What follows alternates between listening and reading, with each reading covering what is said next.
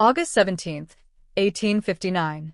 The largest slave auction house in Savannah fell deathly silent as lot number 43 was led onto the platform. 27 potential buyers had their bidding paddles at the ready that humid afternoon, but in mere minutes, only a single hand remained raised. The woman standing in chains was young, appeared healthy, and possessed considerable experience in highly sought-after domestic skills. Her initial price was intentionally set at a pittance. And yet, something compelled every plantation owner in that room to avert their gaze and step away, something they understood, something they discussed in hushed tones in the corridors but dared not utter aloud. One man, recently arrived from Charleston, was oblivious to these whispered warnings. He paid a paltry $12 for a woman who should have fetched at least $200. Within a mere 6 months, he would come to understand the reason for the stifling silence that had enveloped the auction house. And by then, it would be far too late to save himself from the consequences. Before we continue with the harrowing story of what transpired in Chatham County that year, I need you to do something for me. Go ahead and hit that subscribe button right now, because stories like this one, unearthed from the darkest corners of American history, are what we bring you every single week. And please leave a comment and let us know what state or city you're watching from. I'm genuinely curious to see how far these chilling tales of terror travel. Now, allow me to recount the details of the purchase that irrevocably altered everything. The auction house on Broughton Street had been the site of countless transactions since its establishment in 1842. But the events that unfolded on that particular August afternoon would be remembered in stark contrast to any other sale that had taken place there.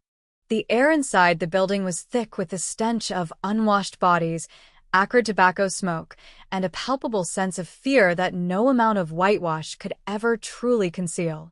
But there was something else present that day, an undercurrent that the regular attendees noticed almost immediately, an attention that made even the most hardened slave trader squirm uncomfortably in their seats.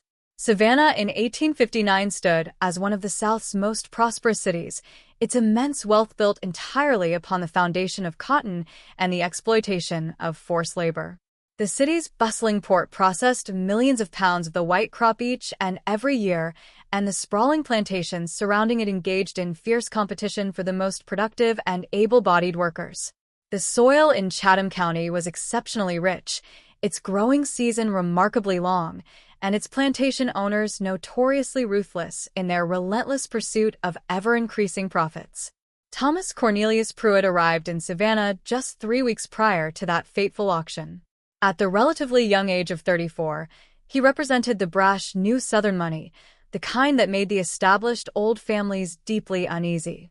His father had amassed a considerable fortune in Charleston through shrewd cotton speculation and had died unexpectedly, leaving Thomas with far more wealth than practical experience.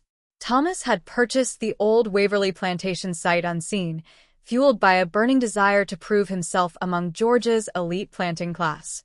The property had come at a bargain price, the previous owner having died without any direct heirs, and Thomas saw it as a golden opportunity to establish a lasting legacy for himself. The Waverly estate encompassed a vast expanse of 800 acres of prime cotton land nestled along the banks of the Vernon River. The main house exuded a certain columned grandeur, despite its obvious need for extensive repairs and renovations. 42 enslaved people were included with the purchase of the property. However, Thomas's overseer, a wiry and taciturn man named Hutchins, strongly advised that he would need at least 60 laborers to properly cultivate the land for the upcoming season, hence his presence at the Broughton Street auction house that sweltering August morning, his pockets lined with cash and a steely determination gleaming in his eyes. The auction commenced promptly at 10 a.m. Thomas successfully bid on 3 young men and an experienced cook, spending nearly $5,000 by the time the lunch break rolled around. During the brief respite, he overheard a hushed conversation between 2 planters whom he recognized from a rather stuffy dinner party he had attended the previous week. "You planning on sticking around for the afternoon session?"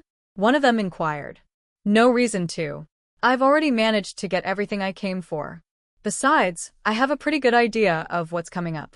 Heard they're finally going to sell her. About time, too. She's been sitting in the holding pens for what seems like 3 weeks now.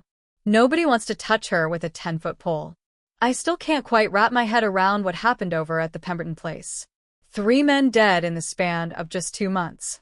For, if you want to include old Pemberton himself, although Dr. Reeves conveniently chalked that one up to his heart. Mighty convenient timing, if you ask me. Thomas discreetly stepped back before they could catch sight of him, his curiosity thoroughly piqued. When the auction resumed at 1 p.m., he noticed that several of the morning's bidders had conspicuously failed to return. The first 3 afternoon lots were sold off quickly and without incident. Then came Lot 43. The woman who slowly ascended the platform moved with an air of quiet dignity that seemed utterly incongruous given her utterly dehumanizing circumstances.